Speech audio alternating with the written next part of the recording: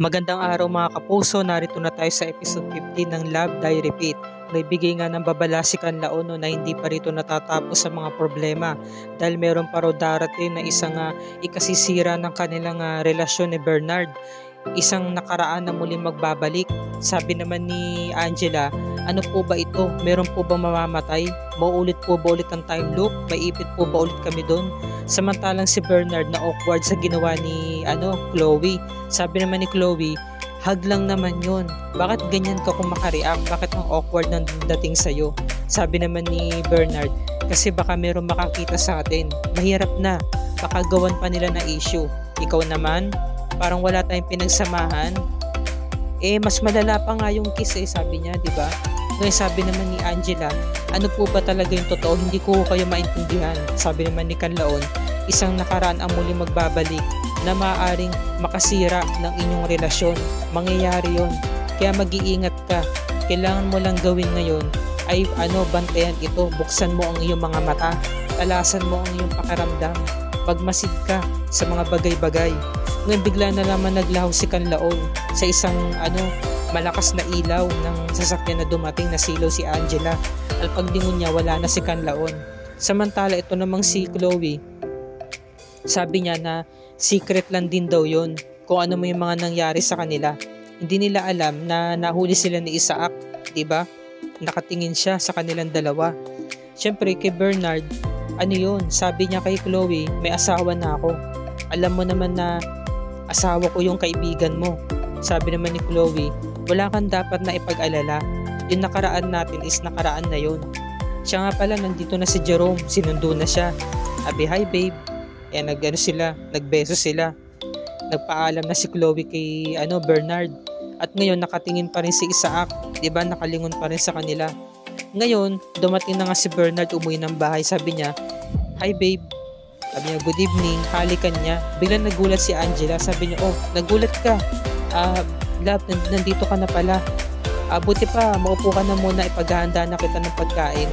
Ang lalim ng iniisip mo Love, naalala mo ba yung si Lola, yung nakita natin sa may Mount Canlaon? Oo, yung matanda. Bakit?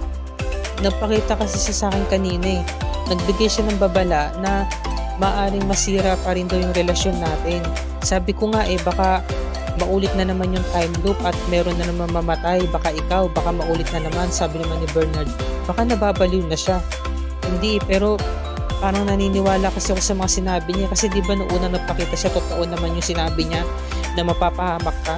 Pero ngayon pangalawang beses, hindi pa rin doon natatapos ang problema. Sabi niya, meron doon nakaraan na muli magbabalik na maaaring ikasira ng pamilya natin, ng relasyon natin.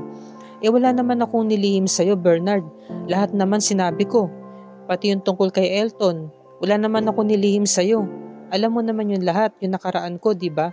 So sabi naman ni Bernard, huwag mo na alalahanin yun. Ang importante, ligtas tayo. At kung ano man yung nakaraan na muli magbabalik ngayon, haharapin natin yun. Diba? Tiwala si Bernard at pinalakas niya ang loob ni Angela para hindi na to matuliro pa at mag-isip pa ng kung ano-ano. Sa bantala, nandito itong sina Jessie saka si Chloe sa bar at nagkaroon sila ng hangout. Hindi kasama si Gretchen. Sabi naman ni Jessie, ikaw hindi mo pa rin pinapakilala sa akin si Jerome. Ang tagal-tagal na, hindi mo pa rin sa amin pinapakilala. Alam mo, ikaw kasi mahilig ka sa mga lalaking mysterious, di ba? And then masyadong seryoso sa buhay. Sabi naman ni Chloe, hindi naman masyadong seryoso si Jerome. Talagang busy lang talaga yung tao kaya hindi siya nakasama ngayon. Siya nga pala, balikan natin yung past love life mo. Si Mr. Boracay, di ba? Si Boracay guy, Boracay boy. Kamusta na ba siya? Naalala ni Chloe 2 years ago. Sila pala una nagkakilala ni Bernard sa may isang bar sa may Boracay. Bago pa man nakilala ni Bernard si Angela. Buri mo talagang pinaglaro sila ng tadhana. Yung nangyari pala kina Bernard sa kay Chloe, it's a flirting, di ba? Landian lang. Kumbaga, walang mutual connections na naganap. Diba, nagkaroon lang sila ng body language din and then small talk. Tapos, ayun nga, nagkainitan na, diba, nagkaramdaman na nainit sa katawan. Sa madaling salita, nagkaroon sila ng one night stand. Diba nga? Kasi nga ito kasing si Chloe, may pagka-flirt kasi talaga at saka sobra siyang liberated. Yun. Ngayon, nung pangalawang pagkakataon na nagkita sila sa loob ng bar, nagkabungguan sila at natapunan nga ni Bernard ng beer itong si Chloe. I'm sorry, sabi naman ni Chloe. It's okay. Alam mo ba, pwede mo bang hawakan yung dibdib ko? Sabi niya. Siya talaga yung una nagpakita ng motibo, inakit niya talaga si Bernard.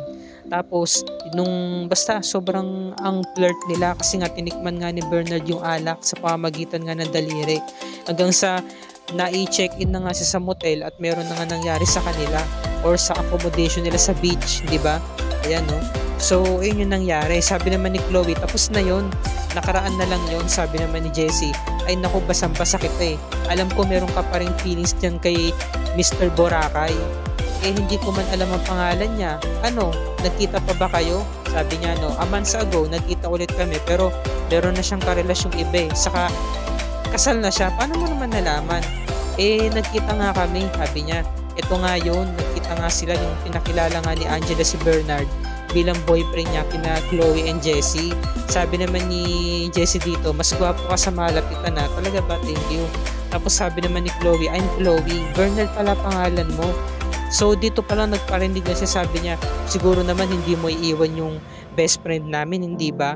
Diyan pa lang may laman na yung sinabi niya kasi nga ginosting siya, di ba?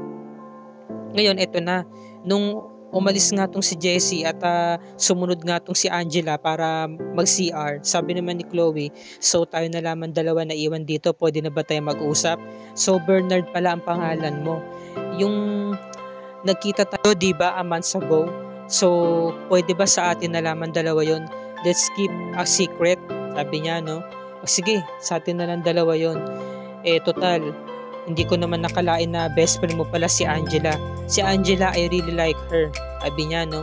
And ayoko na malaman niya to, yung tungkol sa atin dati. Sabi niya, napagkasunduan nila na ilihim na lamang. Siyempre, ano yun eh, nakaraan na yun eh, di ba? Huwag na sanang palakihin pa kasi maliit na bagay lang naman yun. Pero siyempre, lalo na best friend nga niya si Angela, bilang respeto, inilihim na lang nila. Pero napaka-awkward kasi talaga. Kasi nga, ito namang si, Chloe, talagang nahopya siya, hoping siya na babalikan pa siya ni Bernard, saka nagmahal siya, di ba? So sabi naman ni Chloe, tapos na yun, wala na akong feeling sa kanya, saka meron na akong Jerome na may partner na ako. Sabi naman ni Jessie, ay nako, sure ka dyan? Hindi ako naniniwala, pakiramdam ko talaga may feelings ka pa rin sa kanya. Sabi naman ni Chloe, huwag mo na nga akong asarin. Sabi naman ni Jessie, o siya na nga, mag-cheers na nga tayo. Let's cheers para sa Mr. Boracay na walang name. Sabi niya, di ba? Nag-cheers sila. So hindi na nga siya i-cheers ni Chloe, kundi si Jessie na nga yung tumungga, di ba? Saka cheers. So syempre, ito nga si Chloe, na hurt nga siya sa mga nangyari kasi nga sila nga una nagkakilala ni Bernard, pero hindi talaga sila para sa isa't isa, hindi sila soulmate, kumbaga. Napunta pa siya sa best friend niya kay Angela, diba?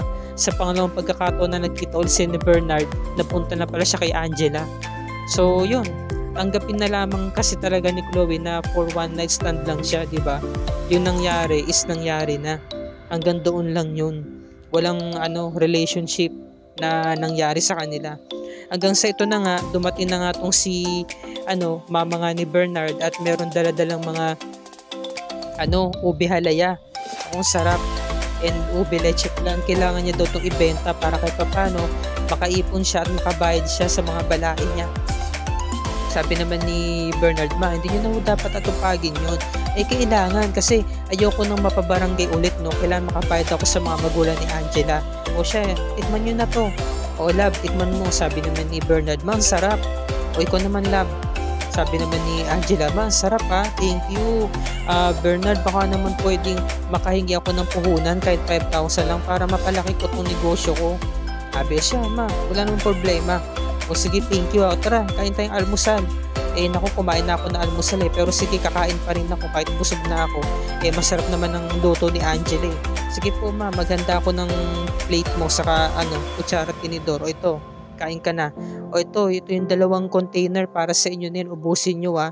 O tama-tama la, baunin mo isang container, hati kayo ni Chloe, bigyan mo siya ha. Sabi naman ni Bernard, hindi naman makakapasok yata si Chloe kasi day off naman yata siya ngayon. Di sa'yo na lang, sabi niya.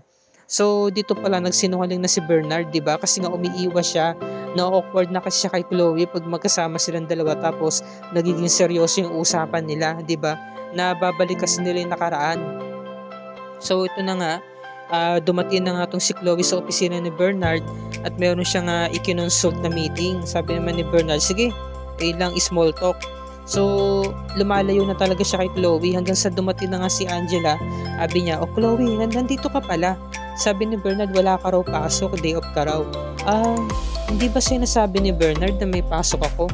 Sabi naman ni Bernard, siguro hindi ko lang talaga naintindihan yung mix-up schedule. Siguro naguluhan lang din ako. May pasok pala si Chloe dito. So sabi naman ni Angela, so Chloe, pwede ka bang sumama sabi ni Bernard para sa lunch? Sabi naman ni Chloe, sa inyo na yan, date niyo yan eh. Saka meron naman kami lakad ni Jerome sa meron siya sinabing pangalan ng restaurant. So on the way na rin siya para sunduin ako. So sige na, sabi naman ni Angela, grabe yan si Jerome, yung boyfriend mo na napakagalante. O sige na, bes, mauna na kami. Sige, ngayon eto na. Sasakay na nga ng taxi itong si Angela. Nagpara na nga sila ng taxi. Ngayon, syempre, sabi nga ni Angela, namimiss nga daw niya yung restaurant nga na sinabi nga ni Chloe, parang doon daw siya maglilihi. Sabi naman ni Bernard, grabe love maglilihi ka sa mamahaling restaurant, hindi naman ako mayaman. Hindi gaya ng boyfriend ni Chloe. Sabi niya, sige na nga, doon na nga lang tayo magkita. So pinauna niya na si Angela na sumakay nga ng taxi. Ayan. Ngayon, nung nakaalis na nga si Angela, hindi pa nakakalayo, napadaan sila sa convenience store at nakita niya si Chloe, kaya pinahinto niya muna yung driver. Saglit lang po kuya, nakita niya ba't nag-i-stay sa convenience store si Chloe, nagpapalipas ng break time, 'di ba? So alam niya na kasi pag ganyan ng ginagawa ni Chloe, meron siyang problema. Tinawagan niya best friend niya, sabi niya, Chloe, may problema ka ba? Ha? Bakit? Siyempre, bakit ganoon agad yung sinabi ni Angela, 'di ba? Okay lang ako, Angela, okay lang ako. Ang kasama ko pa kasi si Jerome dito sa yung sa restaurant nga. Sige na, mauna na kami ha. Mag-update na lang tayo. Sige. Ngayon pinatakbo niya na yung taxi sa driver. At nitong gabi nagkausap sila mag-asawa, sabi naman ni Bernard, so ibig sabihin nagsisinungaling si Chloe. Hindi naman sa ganun kasi kilala ko na si Chloe matagal na. The best friend ko ngayon, di ba? Siguro yun lang yung talaga yung way niya para matakasan yung problema. Nagdadahilan na lang siya ng ibang bagay, sinasabi niya na iba, pero ang totoo, gusto niya talaga mapag-isa. Pupunta siya sa isang lugar na kung saan makakapag-isip siya. Ganun talaga yung pagkatao niya, ganun talaga yung personality niya, ganun. Samantala, kinabukasan, nagkasama-sama nga itong mga mag-best friend, hindi daw makasama si Gretchen. So silang dalawa na lang doon ni Angela ang magbibigay ng payo at magtatanong kay Chloe tungkol sa relationship niya. Sabi naman ni Chloe, bakit, may problema ba? Sabi naman ni Jessie, sige na bes, sabihin mo na. Sabi ni Angela, kasi Chloe, ganito yun. Kahapon nakita kita na nasa convenience store. So di ba sabi mo nandun ka sa restaurant kasama si Jerome? Yun lang ba? Ganun lang ba?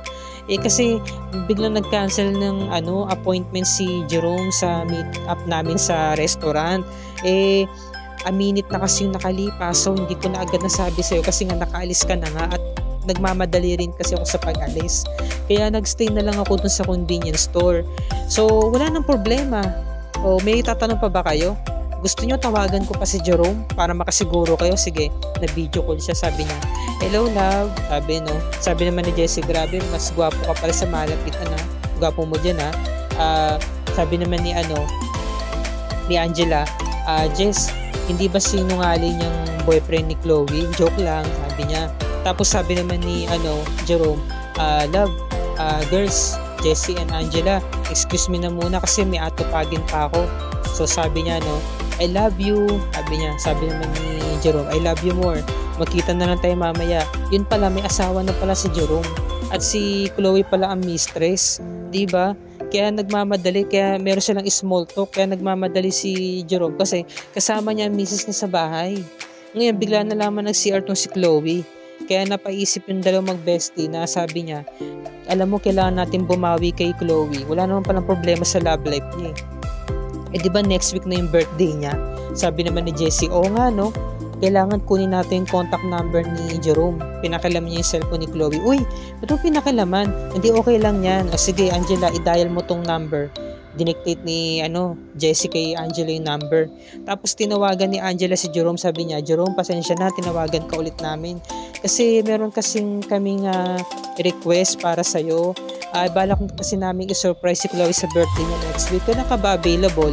Tapos si Chloe kasi mahilig sa beach. Kami na lang mag-set up ng lugar kung saan yung venue. Available ka ba next week? Available naman. Tapos nagulat sila kasi biglang sumingit yung asawa ni Jerome. Sabi niya, love, sino yan? Sino yung babaeng kausap mo sa phone? Bigla na lamang kinancel ni Jerome yung tawag. So naka-loudspeaker kasi kaya nadinig din ni Jessie. Dinig na dinig nila loud and clear na merong sumingit na boses ng babae at tinawag na love si Jerome. So nalaman nila na merong asawa tong si Jerome, merong partner. So ibig sabihin yung best friend nila si Chloe is kabit, 'di ba? Akala tuloy nila hindi alam ni Chloe na may partner na pala si Jerome at niloloko siya. Hanggang sa dumating na nga si Chloe, sabi niya, "But ang seryoso ng mga mukha niyo, what's the problem?" Sabi naman ni Jessie, "Best sabihin na ba natin sa kanya?" Ano 'yun? Ano yung sabihin niyo? 'Di ba? So dito na po nagtatapos ang review ni Rica para sa araw na to mga kapuso. Abangan natin sa Lunes ang pagiging proud mistress ni Chloe na pati si Bernard ay pinatos niya dahil nga meron siyang problema, pansariling problemang kinakaharap, kaya naman humahanap siya ng kalinga ng ibang tao, ibang pagmamahal, 'di ba? Nagaling sa ibang tao kahit ito may partner na. Yan ang dapat nating pakaabangan dahil sa sobrang nakakaloka itong mga role ni Chloe dito bilang si Balin Montenegro nga, 'di ba, bilang si Chloe. Grabe yung plot twist na ganito pala yung role niya dito, kontrabida pala siya at siya pala ang ikasisira ng relasyon nila Angela at Bernard, pati na rin ang friendship nila. Lalo na't nagkalamat na ang friendship nila ngayon ni Jessie sa ni Angela pati ni Gretchen. So yan ang pakatutukan natin sa Lunes mga kapuso. Happy weekends! Maraming salamat po sa inyo. Kung bago ka pa lamang sa akin channel, kung maaari makahinyo ko siya ng subscribe at i-click mo na rin ang bell icon para lagi ka updated sa mga episodes ng Love Die Repeat and other GMA shows tulad nito. Maraming salamat po sa inyong panonood mga kapuso and God bless us all.